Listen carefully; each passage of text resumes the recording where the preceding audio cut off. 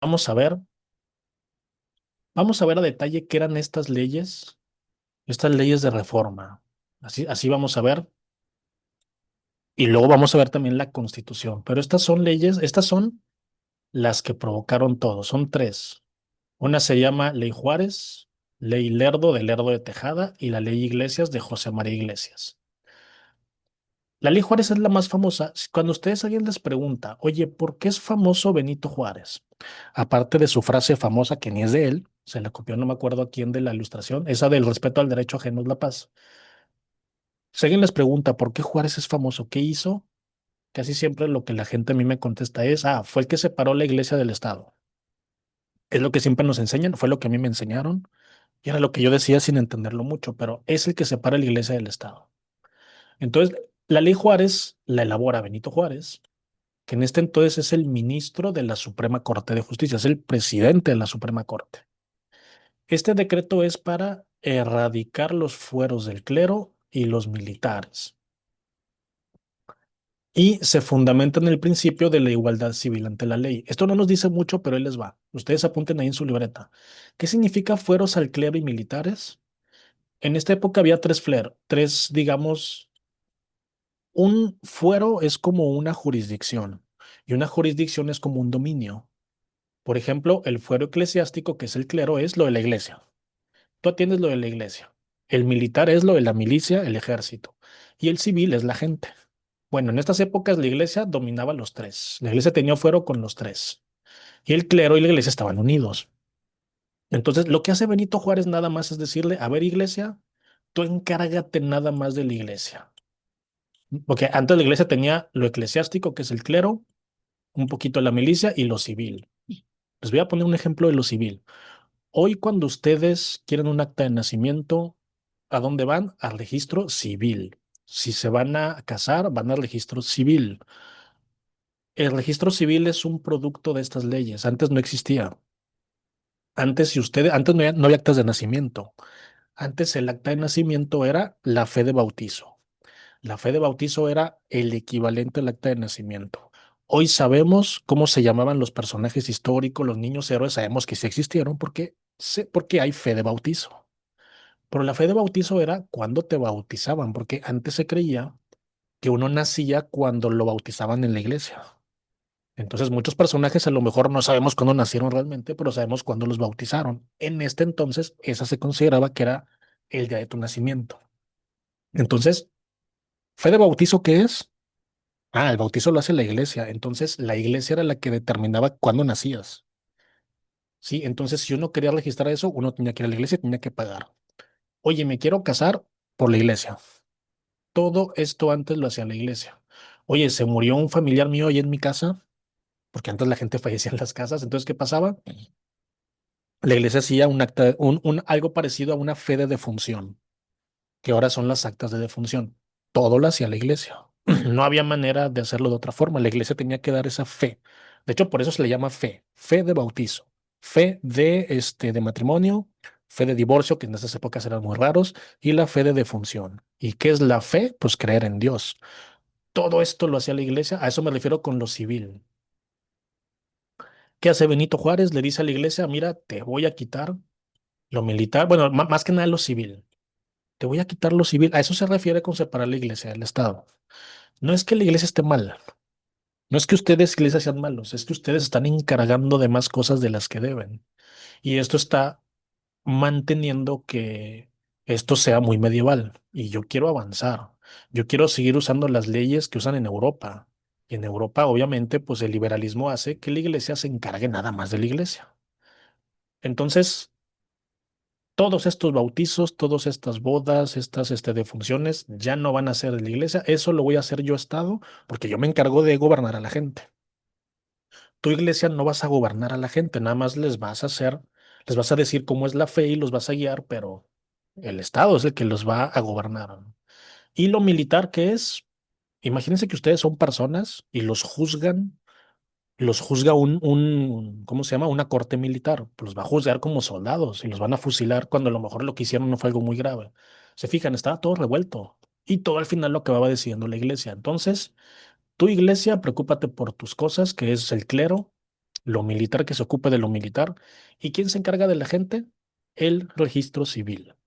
Que el gobierno civil se encargue de las cosas civiles. Entonces, eso es la ley Juárez. Por eso dice erradicar fueros del clero. El clero es la iglesia, que ya no te encargues de todo. Y por último, en pocas palabras, separarlo. A esta ley también se le conoce como organización de tribunales. Organización de, porque también hay un tribunal eclesiástico, un tribunal militar y un tribunal civil. También pónganle así, esta ley si quieren apúntenlo, se llama organización y separación de tribunales, que es lo mismo que fueros, ¿eh? Un fuero es como un tribunal. Entonces la ley Juárez le está quitando a la iglesia poder. ¿Le gusta a la iglesia esto? Claro que no. Y luego sigue la ley Lerdo. Esta es la más. Aquí, qué bueno que aquí no está el nombre que tiene, ¿eh? Porque el nombre de esta ley se llama Ley de Desamortización de Fincas Rústicas y Urbanas, no sé qué tanto, ¿no? Aquí ya viene un poquito más cristiano todo, ¿no? ¿Qué significa desamortizar? Ahorita lo dije muy rápido. Desamortizar es volver a poner en circulación algo. Cuando nosotros amortizamos un bien, significa que lo ponemos como en un archivo muerto, de ahí viene la palabra. ¿Qué es un archivo muerto? Es como cuando imagínense ustedes que sacan una casa, siempre pongo este ejemplo, ustedes sacan una casa con Infonavit o con un banco, la sacan con un banco, piden un préstamo al banco, les da un crédito, compran su casa y resulta que ese banco quiebra, el banco cierra. Ustedes siguen ahí con la casa, pero pues ya, ahora ¿quién le pago? Este banco quebró, ¿no? Entonces ese banco a lo mejor lo absorbe otro y ese banco va a agarrar todo el archivo de este banco, pero dice, no, mira, esto que es muy viejito, nomás aviéntalo ahí, eso luego vemos qué pasa. A lo mejor yo al no pagar mi casa, el banco me la quitó. Entonces es una propiedad que el banco se volvió a adjudicar, me quitó porque no la acabé de pagar, pero la aventaron a un archivo muerto, o sea que está guardado. Y esa casa no tiene dueño y no tiene, o sea, el banco es el dueño, pero pues lo tienen ahí abandonado. Hasta que alguien llegue y saque esas cajitas de archivo muerto, ya se van a dar cuenta de lo que hay ahí. No, pero mientras eso no pase, ahí están, ¿no? Y la iglesia tiene muchas propiedades amortizadas, o sea que las tiene guardaditas allí, porque durante décadas se ha encargado pues de irlas confiscando, ¿no? Entonces, esta ley es para desamortizar, o sea, sacar de ese archivo muerto, volver a poner en circulación estos bienes inmuebles, que son tierras, a corporaciones eclesiásticas y civiles que son campesinos, mismos que al instituir el latifundio laico, más adelante vamos a ver qué es latifundio, porque en el porfiriato esto es muy importante, pero el latifundio es como un feudalismo moderno. El latifundio, creo que sí lo vimos, es darle tierras a cierta gente que las trabaje, pero son propiedad del Estado. Lo mismo que el feudalismo medieval. Y esto va a provocar una consecuencia porque legitimó que miles de campesinos se vieran despojados de sus tierras. Siempre que ustedes vean agrario, algo agrario quiere decir tierras de cultivo. Una reforma agraria es de tierras de cultivo. Entonces, el despojo agrario es que les quitaron sus tierras. Esta ley benefició a unos y perjudicó a muchos otros. ¿A quién benefició? Al Estado, a los grandes empresarios, porque ya tenían propiedades donde construir, pues, casas, edificios, oficinas gubernamentales, escuelas, hospitales. ¿A quién perjudicó? Aquí dice a los campesinos, muchos de ellos indígenas, muchos de ellos nativos, ¿no? Estas leyes perjudicaron bastante porque les quitaron tierras a muchos campesinos, como diciendo, es que en realidad no eran de ustedes, así que nos vamos a adjudicar, ¿no? No tienen una propiedad, no tienen algo que dé fe de que son de ustedes, así que van a ser del Estado. Pero también perjudicó mucho a la iglesia, obviamente, porque estas propiedades eran o de la iglesia o que no tenían una propiedad. Durante muchos siglos, cuando España tuvo un dominio, España simplemente les dio las tierras a los campesinos y les dijo, pues son de ustedes desde hace siglos, yo no me meto ahí, entonces pues muchos no tenían papeles, porque no era algo legal. Entonces aquí la ley Lerdo dice, pues todo lo que esté amortizado o que no tenga papeles, pues va a pasar a ser del Estado, ¿no? Entonces aquí, en las primeras, fíjense que la ley Juárez es fueros, o sea, tribunales, separar iglesia del Estado. La ley Lerdo son propiedades.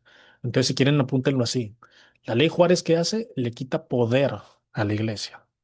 Le quita poder a través de los tribunales. Ya no puedes ser parte del tribunal civil, ni militar. Tú nomás te encargas del clero. Y la ley Lerdo es, te voy a quitar todas las propiedades, yo Estado te las voy a quitar porque pues yo las voy a usar y tú no. Entonces ya tenemos dos golpes bajos a la iglesia aquí, ¿no? Y por último, la ley Iglesias. Es irónico, el que la hace se apellida Iglesias, José María Iglesias, ministro de Hacienda. ¿Qué quiere decir esto? Impuestos. O sea, ¿qué dice? Fue una ley de obvenciones parroquiales. Ahorita vamos a ver qué son obvenciones, decretada en ese mismo año para cancelar la práctica de imponer sanciones económicas por incumplimiento de votos monásticos. Imagínense que nos digan, oye, estudia historia con la guía, pues hay muchas palabras raras, ¿no? Los votos monásticos son esto que ahorita les mencionaba, el matrimonio, el divorcio, nacer, morir, esos son los votos monásticos, ¿no? Y también lo que es la primera comunión, la confirmación, el bautizo, esos son los votos monásticos, los que se hacen según esta comunión con la iglesia. Y las subvenciones parroquiales son como que unas multas, son como multas, algo así. Y adicionalmente se establece la ley de panteones, que son los panteones que hoy conocemos, y una ley de registro civil, que es el que hoy también conocemos, ¿no? Así, esta reestructuración económica y política fueron preceptos fundamentales que orientaron las leyes de reforma de el 55 y 59. La Constitución fue hecha en el 57, miren, aquí dice. Esta es la Constitución, pero estas leyes ya se fueron haciendo desde en estos años, ¿no? Entonces, la ley Iglesias, ¿qué es lo que dice? Que tu iglesia ya no puedes cobrar por bautizos, ya no puedes cobrar por bodas ni por primeras comuniones, porque en esta época se cobraron unas cantidades altas que mucha gente a veces no podía pagar y pues tenían que pagar de otras formas, por ejemplo, con propiedades o con bienes o otra cosa, ¿no? Suena muy raro, pero sí, la iglesia en estas épocas, al tener mucho poder, era muy abusiva. Tú dale a alguien poder y va a querer más poder, ¿no? Suena muy raro verlo hoy, pero esto estaba pasando en esta época, ¿no? Entonces, estas tres leyes, ley Juárez que les quita poder, ley Lerdo que les quita propiedades y ley Iglesias que les quita la habilidad de cobrar por estos votos monásticos, que es lo que ahorita les mencioné. Pues obviamente la iglesia se ve como que muy disminuida, se ve muy afectada, como les dije, hasta se ve como agredida, ¿no? Como diciendo, oye, espérate, estábamos bien, estábamos chupando a gusto y de repente me estás dando hasta por las orejas, como decimos, hasta por abajo de la lengua me estás dando de patadas, oye, pues ¿cómo está eso? O sea, ¿a qué se debe? Pues a que el Estado te quiere quitar poder. Iglesia, ya tienes mucho poder y yo, Estado, te voy a quitar poder, claro, para tenerlo yo. Y como les dije, esto va a provocar que haya gente que esté de acuerdo y también va a haber gente que no va a estar de acuerdo. Entonces aquí dice, poco después el presidente Comonfort decidió convocar un congreso constituyente, el cual se instaló en la capital en febrero del 56, y aquí se dividen estas tendencias que ahorita les mencioné. Los moderados, que Comonfort era uno de estos, y los puros, que también había un montón, que eran estos que decían que la iglesia se joda, ni modo. Eso es porque así tiene que ser, así son las leyes liberales. No me importa que se enojen, no pasa nada, ¿no? Entre los más sobresalientes e intelectuales liberales estaba Benito Juárez, Ignacio Ramírez, un escritor, José María Iglesias, este que vimos que era de Hacienda, Lerdo de Tejada, hermano de Sebastián Lerdo de Tejada, que eran políticos, diplomáticos, Ponciano Arriaga, Melchor Ocampo, seguramente muchos de estos nombres los conocen, Francisco Zarcos, Santos de Gollado y este que ya conocíamos, ya lo habíamos visto, Valentín Gómez Farías, el mismo que había propuesto y que había desarrollado esta ley de la educación laica, ¿no? Todos ellos liberales, unos moderados, otros puros, pero todos liberales, ¿no? Y sí, también van a discutir entre ellos, ¿no? Las discusiones entre los legisladores tenían que ver con los aspectos técnicos, como por ejemplo la forma de un gobierno republicano con base en el modelo de Estados Unidos, las facultades y los límites entre los tres poderes. Si se fijan, aquí ya no hay conservadores. Los conservadores ya perdieron. Aquí como ganaron los liberales con la revolución de Ayutla, pues obviamente hay liberales que ya lo dije muchas veces, pero lo repito. Los liberales moderados serían como los conservadores y los liberales puros son los liberales más radicales. Entonces aquí dice un aspecto sobresaliente es que el Congreso de la Unión estaría integrado exclusivamente por una Cámara de Diputados que se supone que representaban a los ciudadanos, pero se suprimió la Cámara de Senadores. Hoy tenemos a las dos. Otro aspecto fueron las características y facultades de los gobiernos estatales. Como vamos a volver al federalismo y le vamos a dar poder a cada estado, a cada entidad federativa, pues hay que ver qué tanta libertad les vamos a dar, ¿no? Y con los preceptos inspirados en la Declaración de los Derechos del Hombre, que ya lo vimos en la Revolución Francesa, como por ejemplo la igualdad y libertad universal, se determinaron los derechos, libertades y también obligaciones, que es lo que conocemos hoy como las garantías individuales. Pero también había que discutir los alcances y los límites del Estado laico.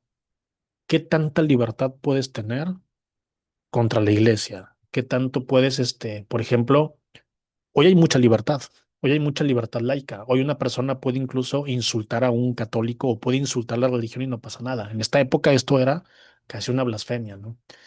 Entonces hay que ver sus alcances y límites de la libertad religiosa, de cada ciudadano, ¿no? Y también las corporaciones eclesiásticas, vamos a ver cómo se van a adaptar a este nuevo orden.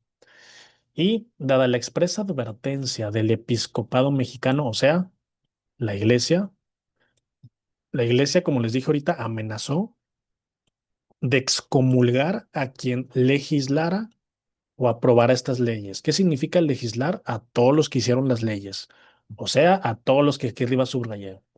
Todos estos son legisladores que ayudaron a hacer estas leyes y todos ellos la iglesia los acusó de excomunión, que ya mencioné que en esta época no es poca cosa, ¿no? Y también a quien la aprobara, o sea, a quien estuviera de acuerdo. Eso significa también ciudadanos que digan, pues yo la voto a favor, ¿no? Porque dicen que estas leyes amenazan la fe y los postulados de la iglesia. Claro, porque le está quitando mucho poder y privilegios, ¿no? Los moderados, como Comonfort, buscaban una postura conciliatoria. Pero lo cierto es que esta nueva constitución no mencionó más al catolicismo como culto nacional. La constitución del 24, la que hicimos después de que México fue una república, ahí sí, el catolicismo era el culto nacional. No es que fuera obligatorio, pero es que era el culto nacional. Y aquí ya lo quitan. Aquí lo que están diciendo es, si no eres católico, no pasa nada. Puedes creer en lo que tú quieras. Esta fecha, 5 de febrero de 1857, Comonfort promulga la nueva constitución, cuyas características fueron, pues como es liberal, esto apúntenlo, la constitución del 57 es liberal, la del 24 tiene un poquito de las dos, pero esta es liberal a tope, ¿eh? Régimen laico, ya vimos que lo laico significa libre de creencias. Y la separación entre ámbitos público y religioso. Esto es lo que hace Benito Juárez. Benito Juárez, su legado es este de aquí, la separación de la iglesia del Estado. Para alguna gente es buena, para otra gente es mala, pero a él se la debemos, ¿no? La república representativa y democrática, un sistema político sustentado en la división de poderes, ejecutivo, legislativo y judicial. El poder ejecutivo es el presidente, acuérdense. En esta época el periodo era de 4 años. El que lo va a hacer de 6, ¿quién creen que es? Ahorita a ver quién me dice, quién me contesta, quién me escribe. A que no adivinan, seguramente ya saben. O si no lo saben, el que se imaginen. ¿Quién creen que cambió el poder de 4 a 6 años? Les doy una pista, fue un dictador también. Hubo un señor que duró mucho ahí, él es el que lo va a cambiar a 6, pero aquí todavía son de 4.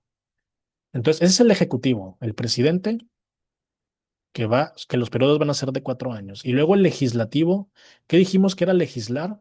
Legislar es hacer las leyes. Entonces es la Cámara de Diputados y el Poder Judicial es la Suprema Corte. La Cámara de Diputados son los que hacen las leyes y el Poder Judicial son los jueces, es la Suprema Corte, son los que hacen que se sigan esas leyes. Y luego también el federalismo, que ya vimos que es lo contrario al centralismo. Sistema que reconoce cada territorio como un estado facultado jurídica, política y administrativamente. ¿Para qué? Para elaborar sus leyes internas y nombrar a su gobernador, como hasta hoy, por lo pronto, todavía tenemos, ¿no? Eso es un federalismo. Acuérdense que federal es cada entidad federativa, o sea, cada estado. Nuevo León, México, Jalisco, Baja California, Sonora, esos son estados, ¿no? Y por último, las garantías individuales o derechos del ciudadano, que se lo debemos a la Revolución Francesa, como la libertad de expresión, que durante el régimen de Santana no había, la libre asociación, que tampoco había, derecho a profesar libremente las convicciones religiosas, que tampoco había, el libre tránsito, no me lo van a creer, tampoco había, y la propiedad de igualdad civil ante la ley. Pues esta todavía no hay, ¿verdad? Se supone que en la ley sí, pero en la realidad no. Pero algunos prelados como Pelayo Antonio Labastida Dávalos, que era el obispo de Puebla, había expresado su rechazo a la ley Lerdo, a todas, pero principalmente a esa, ¿no? Y él va a financiar una rebelión por la religión y los fueros en contra del gobierno de Ignacio Comonfort, y razón por la que dicho clérigo fue exiliado. Esto es muy importante. En el examen no creo que se los pregunten tal cual, pero la Bastida Dávalos es como el primer antecedente a la Guerra de Reforma. Pues aquí ya tenemos aquí a un obispo. Puebla es un estado hasta la fecha muy conservador, muy de derecha. Y ahí en Puebla, ¿qué decían? Es que estas leyes como que nos están pegando mucho. Y este señor La Bastida Dávalos, obispo de Puebla, él va a financiar. ¿Qué es financiar? Que le va a dar dinero a un montón ahí de militares o exmilitares. Y él va a financiar esta rebelión de este general, Antonio Jaro y Tamarismo. O sea, un obispo va a darle dinero a un grupo para hacer un ejército y hacer no una guerra como tal, pero sí como una escaramuza y sí, como una ofensiva, como diciendo, no nos vamos a dejar, nos vamos a levantar en armas. A este señor lo exilian. Obviamente se sofoca esa rebelión, exilian a este obispo de Puebla, pero esto está sentando un antecedente. Ya radicado en Roma y al amparo del Papa Pío IX, el 2 de enero del 57, este mismo señor se siguió oponiendo al proyecto liberal y terminó por apoyar a Félix María Zuluaga, quien se reconocía públicamente como enemigo de la Constitución. Este Félix María Zuluaga es un general que se va a volver una persona muy importante y es el que va a ser como que el que va a pelear con los conservadores, el que va a estar contra la Constitución. La polarización en torno a la Carta Magna, o sea, la Constitución, se incrementaba gravemente, y como no parecía haber condiciones de diálogo y negociaciones entre liberales y conservadores, era obvio que iba a haber un estallido. ¿Qué significa bélico? De guerra. O sea, va a haber un estallido de guerra entre ambos bandos.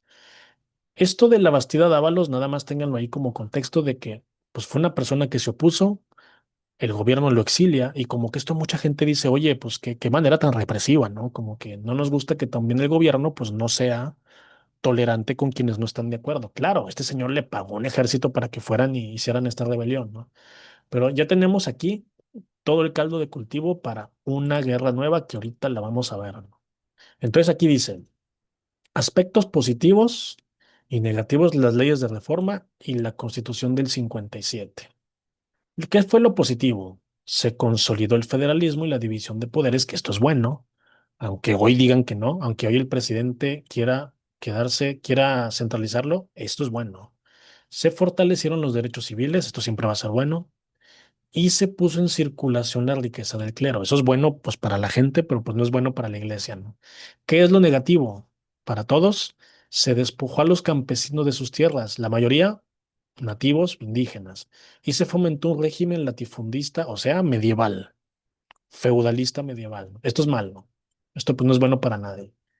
Se agudizó la rivalidad entre liberales y conservadores. Si no se me han dormido hasta ahorita, ya nos hemos dado cuenta que todo de lo que hemos estado hablando es que tenemos a un grupo de conservadores, tenemos a un grupo de liberales, los liberales ganaron, están haciendo leyes para gobernar a todos, y las leyes, que son estas que vimos aquí arriba, son leyes muy agresivas para la iglesia. Y como en esta época mucha gente religiosa y muy religiosa, pues obviamente esto pues va a crear una división de formas de pensar. O sea, ¿qué está pasando? Nos estamos yendo a los extremos. O estás aquí o estás allá. O estás con la iglesia o estás contra la iglesia. O estás con la Constitución o estás contra la Constitución. Y aquí vamos a ver, bueno, sí, todavía hay tiempo, se me hace para ver esto que está aquí. Todavía falta mucho. Pensé que íbamos a ver hoy algún cuestionario, se me hace que no vamos a alcanzar, pero sí vamos a ver esto que está aquí. El gobierno de Benito Juárez y las leyes de reforma, ¿no? A la guerra de reforma también se le llama la guerra de los 3 años. Es la misma, ¿eh? Perdón, es la misma. Es de 1857, mismo año en que se promulga esa constitución, y va a durar 3 años, hasta 1861. Esto es lo que va a durar la guerra de reforma, pero ¿saben qué? Miren, vamos a dejarlo hasta aquí. Son las 9:40, no los quiero desvelar mucho. Miren, vamos a dejarlo hasta aquí por hoy. Yo quería llegar al cuestionario, pero no, miren, todavía falta, ¿no? Vamos a dejarlo hasta aquí por hoy. Mañana vamos a verlo más a detalle porque si no, no quiero que esto se quede a medias. Mañana vamos a ver lo que fue esto de la guerra de reforma. Acabamos de ver cómo se produjo, qué fue lo que provocó la guerra de reforma, que en el examen siempre se pregunta. Ya vimos cuáles son estas leyes que hicieron enojar a la iglesia, ya vimos por qué hicieron enojar a la iglesia. Vamos a ver entonces las leyes de reforma mañana, ¿eh?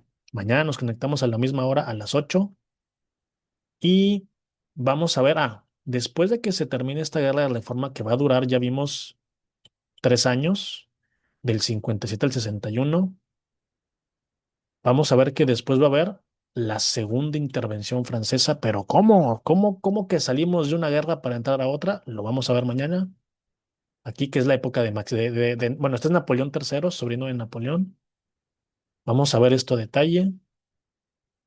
Y por estas fechas, al final, va a surgir Porfirio Díaz. Porfirio Díaz va a surgir como en su momento surgió Santana, va a empezar siendo un general y luego va a acabar agarrando el poder y no lo va, aquí está, hasta aquí va a estar el cuestionario, miren. O sea que esta unidad está un poquito larga. Entonces, para no hacerla más larga, vamos a dejarla hasta aquí por hoy. Vimos muchas cosas, vimos un montón de cosas que no quiero que se me duerman ni se me aburran, entonces hay que verlo así despacito, ¿no? Dice Eli Laguna, sí, es cierto, no me acordaba que les había preguntado. Porfirio Díaz fue el de los 6 años, es correcto, Eli. Él fue, es que don Porfirio, adelantándome un poco, él empieza como todo, o sea, él empieza con toda la buena intención. Lo vamos a ver más adelante, es una ironía. Don Porfirio se opuso a la reelección de Benito Juárez y luego se va a oponer a la del Lerdo de Tejada. Con cada una hizo un plan que en el examen les van a preguntar, pero lo vamos a ver. Se me hace que mañana vamos a ver eso. O sea que don Porfirio empezó luchando contra los que se querían reelegir, ¿no? Porque algo que vamos a ver más adelante es que don Benito también fue un dictador, ¿eh? Benito Juárez también fue un dictador que duró 16 años en la presidencia, la mitad que don Porfirio, y don Porfirio duró 30. Don Porfirio ha sido el que más, ha sido el dictador que más tiempo ha durado. Y don Porfirio es el que, como bien dice Eli Laguna, él es el que cambia esta ley para que los periodos presidenciales ya no duren 4, sino 6 años. Es él al que le debemos ahí ese cambio que ya vimos que originalmente era de 4, ¿no? Entonces, no sé si antes de irnos hay alguna duda, hay alguna pregunta, alguna queja. Acabamos de ver las leyes de reforma.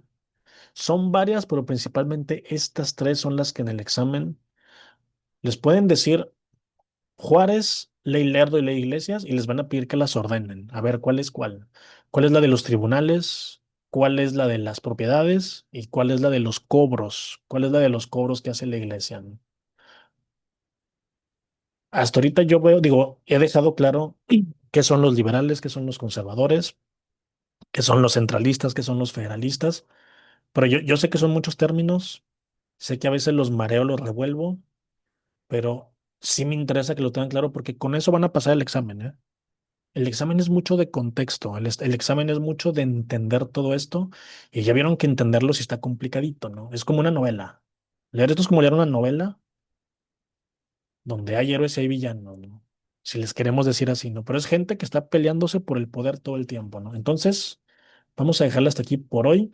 Nos vemos mañana a la misma hora. Mañana vamos a ver ahora sí lo que es Benito Juárez, que aquí va a ser la figura de esta etapa, y vamos a ver cómo fue esta guerra de reforma. No vamos a ver batallas principales, nada más vamos a ver, repito, qué fue. Ya vimos y ya debemos tener claro qué fue lo que la provocó. Fíjense cómo es muy poquito, ¿eh? Es nada más esto de aquí. Nada más son esos cuantos párrafos y luego ya Ya pasamos la intervención francesa. No, no vamos a verlo como la independencia que lo vimos por etapas, no nada. Esto va a durar poco, pero sí vamos a ver unas cosas y luego ya vamos a ver la segunda intervención francesa. Espero que no se me hayan dormido. Estos, les dije, eran los temas medio complicaditos, los que a mucha gente le cuestan, porque son muchos personajes, muchas fechas, muchos libros, muchos tratados y en este caso muchas leyes. Entonces, bueno, nos vemos mañana a la misma hora. Qué bueno que lo están aprovechando. Qué bueno que, igualmente, Lynn, bonita noche para ustedes, Alin. Gracias por tus palabras. Qué bueno que no se me durmieron. Qué bueno que están aprovechando estas sesiones. Nos vemos mañana. Descansen. Que tengan buena noche. Mañana a la misma hora.